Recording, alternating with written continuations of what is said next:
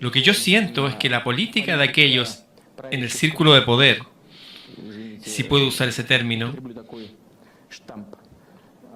la política de aquellos en el poder en los Estados Unidos es errónea. Esta no solo contradice nuestros intereses nacionales, socava cualquier confianza que tuviéramos hacia los Estados Unidos. Y de esa forma, de hecho, daña a los Estados Unidos también. Socava la confianza con la comprensión que ellos son uno de los líderes globales en asuntos de política y economía. Puedo guardar silencio sobre varias cosas, pero como a menudo digo, y Dominique aquí lo acaba de mencionar, las acciones unilaterales en la continua búsqueda por la siguiente alianza y las coaliciones, las cuales son predeterminadas, este no es un método que busca discutir y estar de acuerdo sobre los campos mutuos de entendimiento. Estas son acciones unilaterales que se llevan a cabo todo el tiempo. Ellas llevan a crisis. Yo había dicho esto antes. Otra amenaza que no fue ISIS, el Estado Islámico. Bueno, ¿quién fue el que los armó? ¿Quién armó a los sirios que estaban luchando contra Assad, su presidente? ¿Quién creó el clima político e informativo necesario que facilitó esta situación? ¿Quién prefirió el uso de armas? ¿De verdad no entienden quién está luchando en Siria? Son mercenarios los que luchan, la mayoría son mercenarios. ¿Ustedes comprenden que ellos realmente reciben dinero? Son mercenarios que pelean por cualquiera que sea el lado que pague más. Así que los arman y les pagan una cierta cantidad. Yo incluso conozco cuáles son esas cantidades que les han pagado.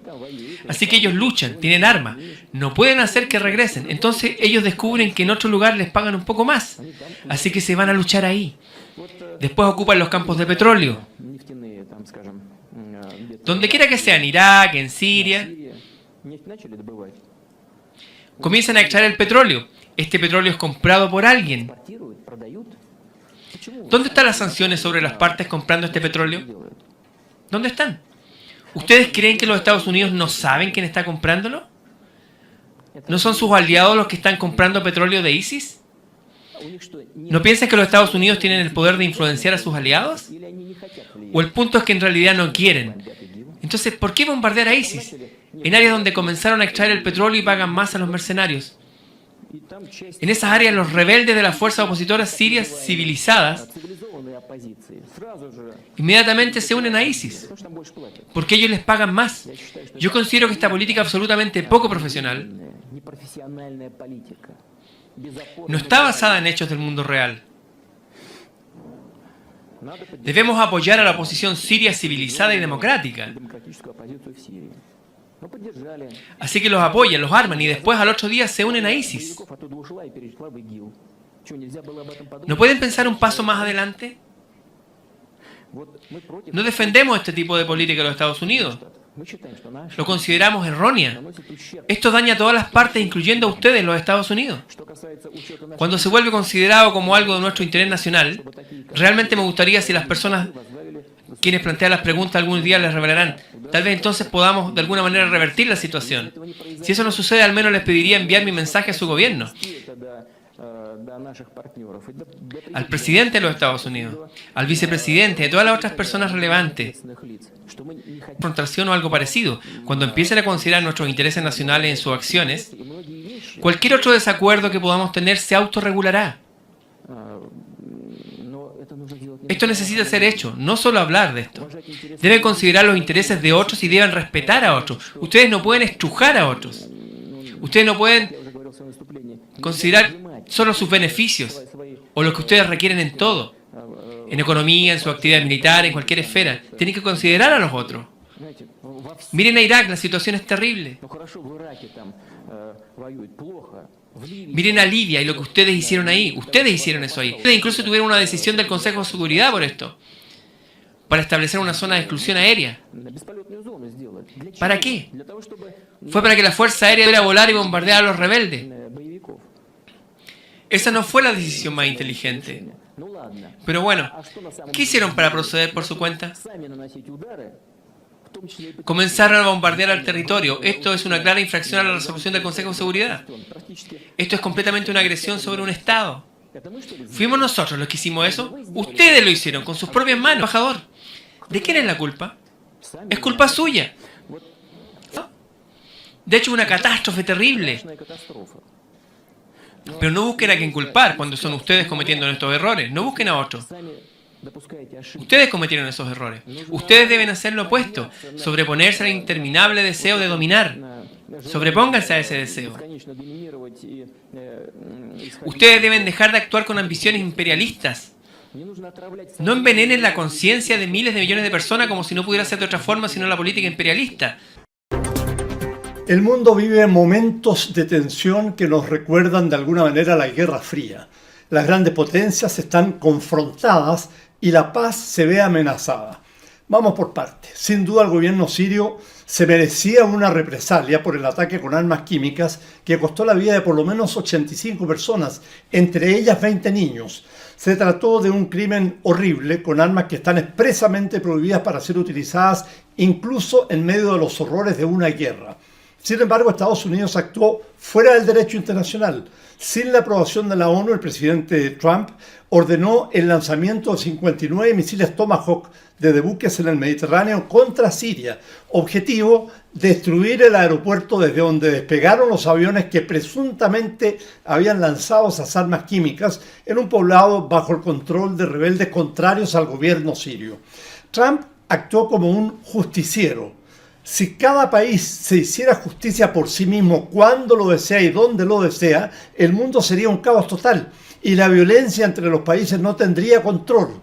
Al darse el gusto de atacar a Siria, Trump se echó encima a Rusia, que es la mayor potencia militar de la Tierra, la segunda mayor potencia, y a Irán, una de las naciones más poderosas del Medio Oriente.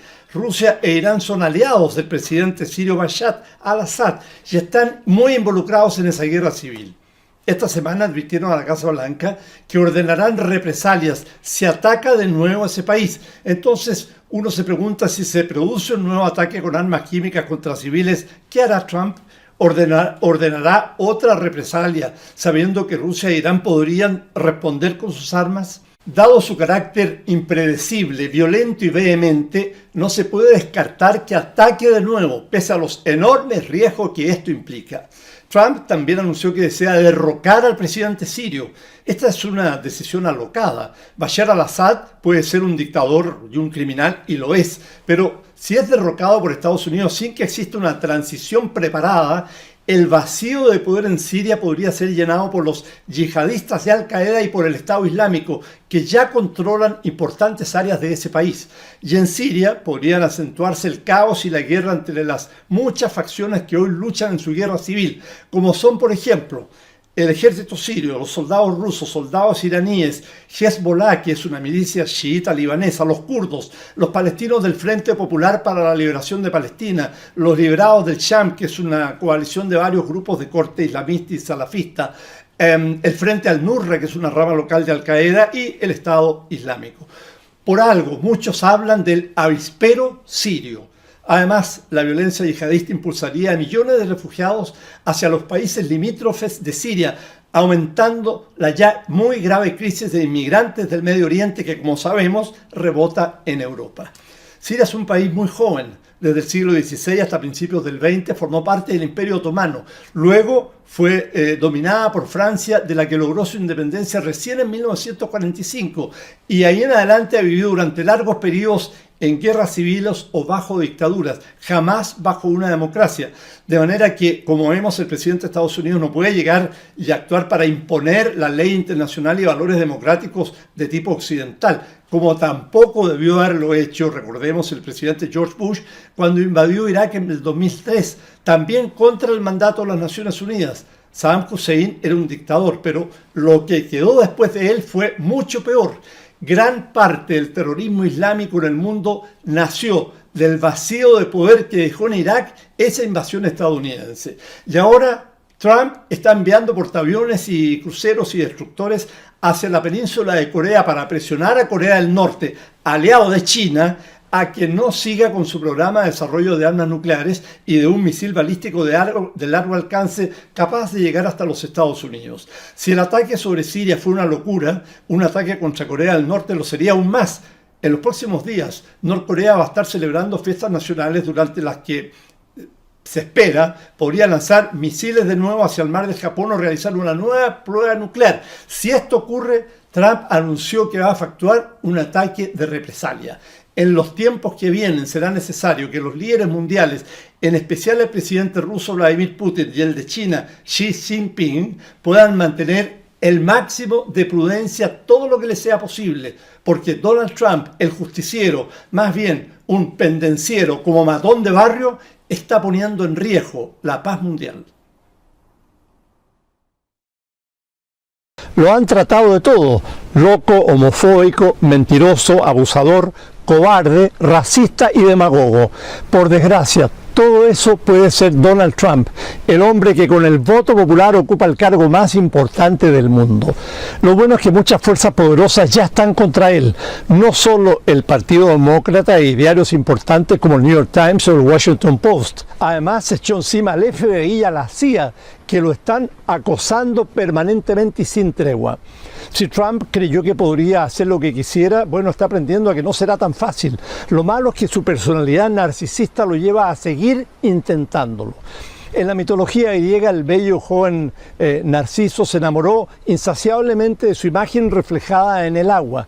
Trump se cree el más lindo, el más inteligente, lejos el más capaz. Su vanidad lo lleva a ser desconsiderado, ególatra y a creer que es superior a todos los demás. Él dice que él sabe hacerse millonario. Afirma que podrá llevar a Estados Unidos a ser la mayor potencia de la historia y que él y nadie más que él será un presidente que va a cambiar para bien la vida de todos los estadounidenses. And yes, together we will make America great again. Thank you, God bless you, and God bless America. Lejos de ser un estadista o un mandatario brillante, Trump ha dividido profundamente a su país y ha sembrado el caos en la Casa Blanca. Muchos asesores intentan en vano que deje de hablar o de mentir. En pocas semanas ha despreciado a sus servicios de inteligencia, ordenó construir el muro con México, prohibió la entrada de musulmanes al país, ha tratado de mentirosos a prestigiosos medios de comunicación, acusó a Barack Obama de hacerle espionaje telefónico, lo que luego se comprobó que es falso, y ha ofendido a los líderes de México, China y Australia. También anunció el mayor rearme de los Estados Unidos de las últimas décadas para asegurar que sus fuerzas armadas sean las más poderosas del mundo, lo que no era necesario porque ya lo son.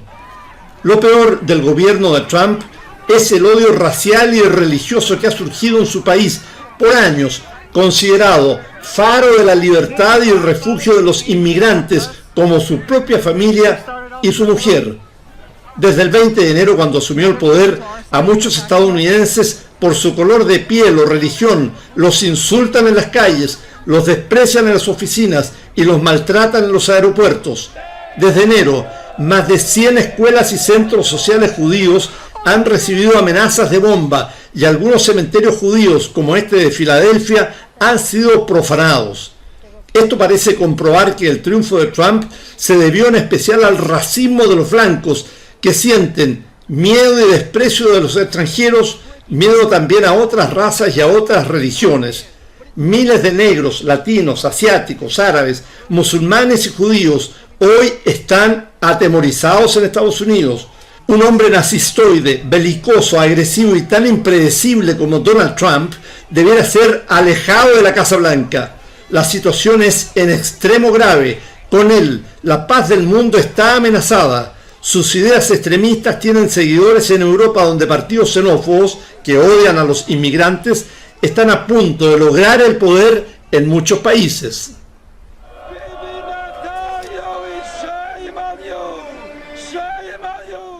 Trump podría no completar los 4 años de gobierno por las siguientes causas.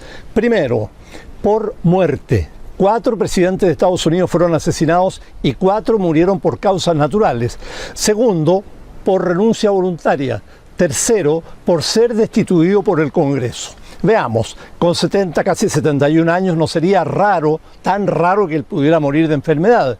Que sea asesinado es muy difícil, en especial porque desde el atentado contra el expresidente Reagan en 1981, casi nunca los mandatarios de Estados Unidos tienen contacto con la gente y cuando viajan lo hacen con extrema vigilancia. Enseguida, conociendo su personalidad narcisista, es poco probable que Trump renuncie al cargo aunque su gobierno pueda tornarse cada día peor hasta el punto de que su presencia en la Casa Blanca sea insostenible. De manera que si no va a terminar su mandato, lo más probable es que será por otra causa, por un juicio político o impeachment.